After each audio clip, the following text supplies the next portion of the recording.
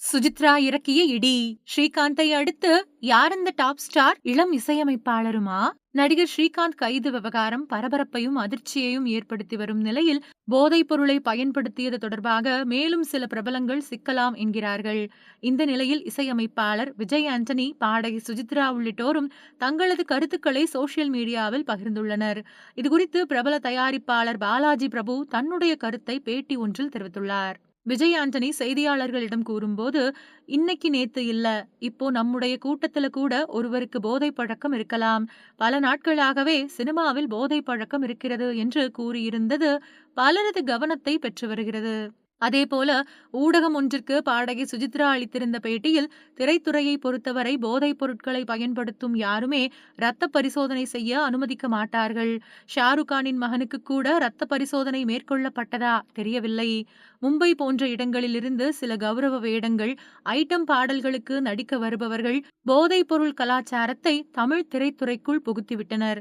மும்பையில் எல்லாம் காலையில் பல் விளக்குவது போல நாங்கள் இதை பயன்படுத்துவோம் என்று சொல்லி அவர்கள் இந்த கலாச்சாரத்தை திரைத்துறைக்குள் புகுத்திவிட்டனர். மும்பையிலிருந்து வரும் நடிகர்கள் வெறும் நடிப்பதற்காக மட்டும் இங்கு வருவதில்லை. அங்கிருந்து வரும் நடிகர்கள் இங்கு எதை வேண்டுமானாலும் செய்துவிட்டு மும்பைக்கு திரும்பி விடுகிறார்கள். அவர்களை பற்றி இங்கு யாருமே பேசுவது கிடையாது என்றெல்லாம் கூறியிருந்தது மிகப்பெரிய அதிர்ச்சியை தந்திருக்கின்றது. இந்த நிலையில் பாலாஜி பிரபு ஸ்ரீகாந்தை தவிர்த்து மற்றவர்களும் போதைப் பொருளை திரையுலகில் பயன்படுத்துகிறார்கள் என்பதை சிலர் சொல்ல முன்வருகின்றார்கள்.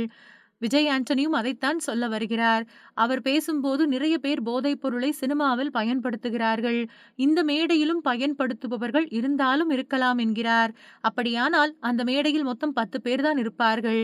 அந்த 10 பேரிலும் ஒருவர் இருக்கலாம் என்றால் போதைப் பொருளின் பயன்பாடு அதிகம் என்பதையே விஜய் ஆண்டனி சுட்டிக்காட்டியிருக்கிறார். முன்னணி நாளிதழில் பல நடிகைகள் போதைப் பொருளை பயன்படுத்துகிறார்கள், ஒரு இளம் இசையமைப்பாளர் இதை பயன்படுத்தினால்தான் இசையமைக்கவே வரும் என்றெல்லாம் குறிப்பிட்டுள்ளார்கள். இப்படி வதந்திகளை வைத்து இவர்தான் அவர்தான் என்று உறுதி செய்ய முடியாது, அப்படி பேசவும் கூடாது. 30 வருடங்களுக்கு முன்பு சில நடிகர்கள் நடிகைகள் ஷூட்டிங்கிற்கே குடித்துவிட்டுத்தான் வந்தார்கள். படப்பிடிப்பில் பிரேக் நேரத்தில் குடிப்பார்கள், ஆனால் யாருக்குமே தொந்தரவு செய்ய மாட்டார்கள்.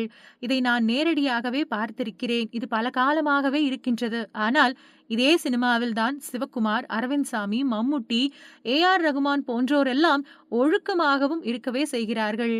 மாஸ் மீடியா என்பதால் சினிமாவில் என்ன நடக்கிறது என்பதை தெரிந்து கொள்ளும் ஆர்வம் மக்களுக்கு இருக்கிறது. அதனால்தான் ஸ்ரீகாந்த் கைது கூட அதிர்ச்சியை மக்களுக்கு தந்துள்ளது. ஆரம்பத்தில் வெறும் சரக்கு பாட்டில் பயன்படுத்திய நிலையில் இன்று வேறு வகையான போதைப் பொருட்கள் வந்துவிட்டன. இந்த போதை கலாச்சாரம் கொரோனா காலகட்டத்தில் தான் அதிகரித்ததாக சொல்கிறார்கள். ஏனென்றால் டாஸ்மாகை மூடிவிடுவதால் எப்படியாவது போதையை தேடிக் கொள்வது என்ற முடிவிற்கு மதுப்பிரியர்கள் வரும்போது கஞ்சாவை சிலர் தேடிச் செல்ல நேரிடுகின்றது. அதிலும் கஞ்சாவின் விலை குறைவு என்பதால் மது பழக்கத்திலிருந்து போதை பழக்கத்திற்கு கொரோனா நேரத்தில் சில குடிமகன்கள் மாறியதாகவும் சொல்கிறார்கள். 500 கோடி ரூபாயில் பெரிய வியாபாரம் செய்கிறோம், 700 கோடி கலெக்ஷனை எடுக்க ஆரம்பித்து விட்டோம்.